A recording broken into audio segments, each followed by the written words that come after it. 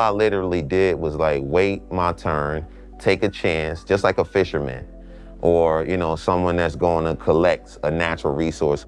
I had an inclination towards like, you know, making myself available through this work because I felt like I had something that should be shared, that I had a lamp that, you know, I didn't want to light and put in a dark corner. You know, I wanted to illuminate to a certain degree. And so I took a real serious risk, you know what I mean? I don't know how calculated it was, but my intention was calculated. I'm gonna try to sell this stuff at a price that I feel like would be commensurate and would be deserving of my time for me to invest more time and go deeper into this thing and dedicate more of myself. I took the chance and I didn't know what would happen. I didn't posted no music. I posted a picture of it and I told, if you're interested, hit me in the DM, serious inquiries only. That's all I said. And then just let it do what it did. Even though I had well over 187, I committed myself to selling only 187. No matter how many people wanted it, stopping there. People don't understand, like, in order to really take these risks, like, you have to be serious about your commitment. There's some morals that go there, that go along with it. And I'm like, yo, I'm not gonna put you in a position of where I diminish the value of your thing. There were certain people that were really upset when I started to stream HBO because, you know, they felt like they were in an exclusive club and in their minds, they felt like the thing was being devalued, but they end up finding out later that it did the diametric opposite. You feel me? And the value increased exponentially. Money, money, money, money, the grand facilitator. You know what I mean? Money is a blessing. First and foremost, money is the means to an end. Money is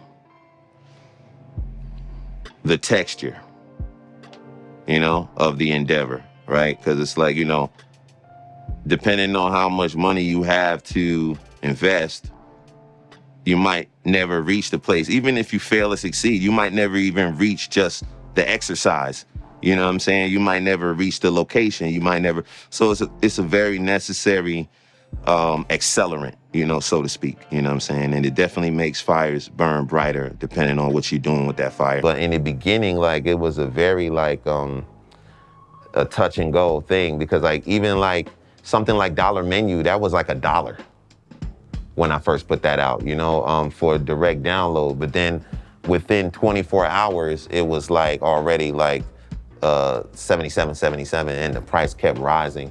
Yeah, and I was able to like watch the, you know, almost like the like a Wall Street ticker. So you could kind of see all the traffic and exactly who was buying and where exactly they were coming from. And it was crazy. It seemed that the higher the price went, the more engagement I had, because then you had people that wanted to get in before it got too high, but also all the people that got it low, they were unwilling to share it.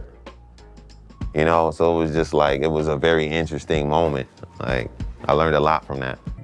The landscape is fraught, you know what I'm saying? And if you don't really understand like what kind of danger you in, as far as like sampling somebody's beat or whatever like that, half the time you don't know, you know what I'm saying? Because you collaborating remotely over vast expanses with people who you'll never meet in the flesh sometimes. And then next thing you know, there is a piper that you have to pay for the tune.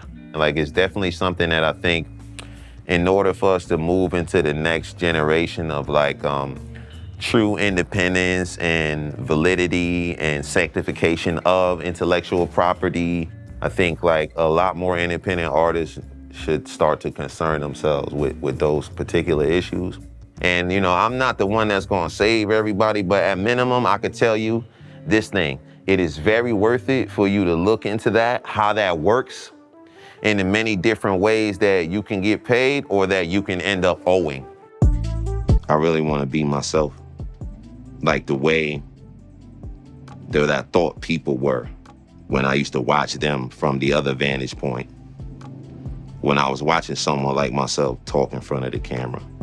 You know, I just want to know, like, I'm learning so much about what I used to see and the things that I used to perceive in a very naive way I see what a lot of my so-called peers, what they deal with, and I try not to deal with that. And I try to bring myself, you know, as I truly am.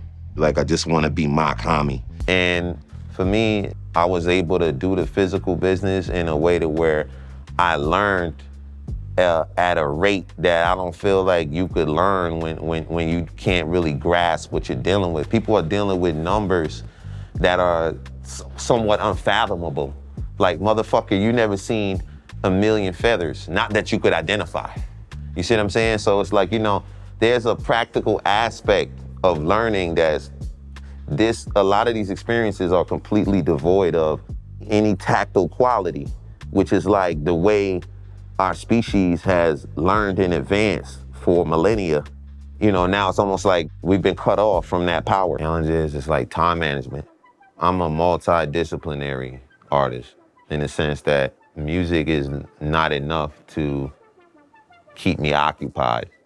I'm very hands-on in terms of like design, right? Because to me, I'm just a sound designer that happens to be a competent lyricist, you know? But, you know, I'm more so trying to figure out how to express the same message in a more holistic way. I believe so, but without falling into the disrepair of indecision.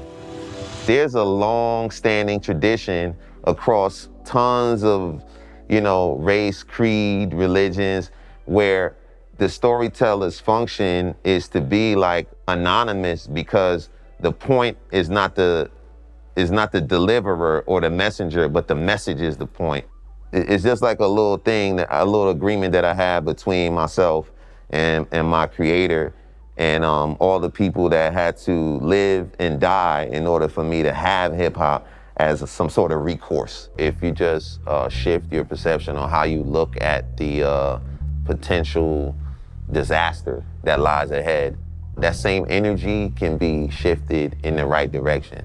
I just reconsider even the fear, like, oh shit, what happens when you convert this, you know what I'm saying, into like pure ecstasy?